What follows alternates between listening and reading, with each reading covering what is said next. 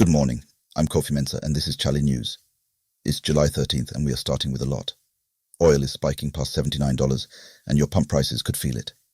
Dennis Miracles Aboagye walks out of an NPP announcement straight into an airport arrest. And 54,000 Ghanaians in the Volta region are underwater. Let's get into it.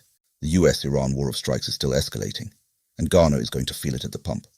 Brent crude jumped over 4% to $79.11 a barrel after Iran's Revolutionary Guards hit US military bases in Kuwait and Bahrain. With the Strait of Hormuz under threat and Ghana importing virtually all its fuel in dollars, the math is simple and uncomfortable. Pump price hikes may be coming. Full breakdown on Chale.news. Dennis Miracles Aboagye, Bawumia's 2024 campaign communications boss, announced his bid for NPP National Communications Director, and within hours he was reportedly in custody at Kotoka International Airport. Corruption allegations tied to his time as IMCC CEO. Neither EOCO nor the police has confirmed anything officially. The timing alone is a statement. 54,000 people. That's how many Ghanaians have been displaced by flooding across 66 communities in the Volta region.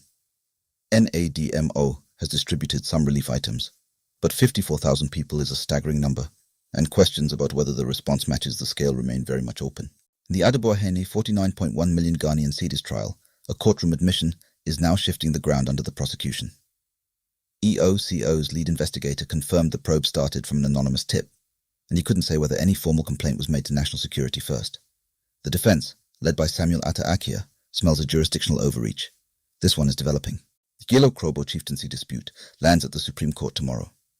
And before a word is said, the Sra Langmasi royals are demanding Chief Justice Paul Bafo-Boni recuse himself. Their claim, supporters of the jailed chief are already celebrating a favourable ruling. Bold accusation, right on the eve of the hearing. South Africa has deported or repatriated more than 53,000 foreign nationals in 5 weeks. Anti-immigrant protests are still running, and the risk of violence hasn't gone away. Ghanaians living there, take this seriously. We are watching this closely. If you or someone you know is planning a UK visa application, work, study, family asylum, listen up. Britain has overhauled 42 sections of its immigration rules in one sweep. Most changes kick in August 3rd. That's weeks away.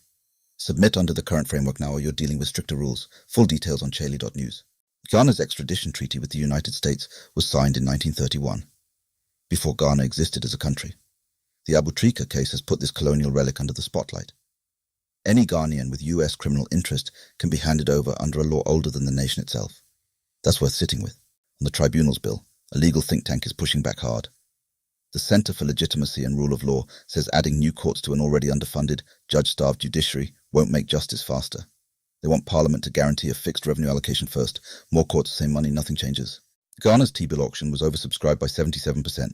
Investors tendered 10 billion Ghanaian cedis in bids. Confidence signal, yes. But the 364-day bill now yields 12.99%. The government gets the cash, it pays for it later. The Ghana Chamber of Mines says it's not taxes scaring off mining investors, it's lease renewal uncertainty. CEO Dr. Ken Ashigbe pointed to a legal guarantee in Act 703 that investors say isn't being reliably honoured anymore. Ghana's top-ranked African mining status is not guaranteed. That's a warning worth heeding. Good news from the World Cup hangover. Black Stars defender Gideon Mensah has signed a 2-year deal with FC Köln in the Bundesliga.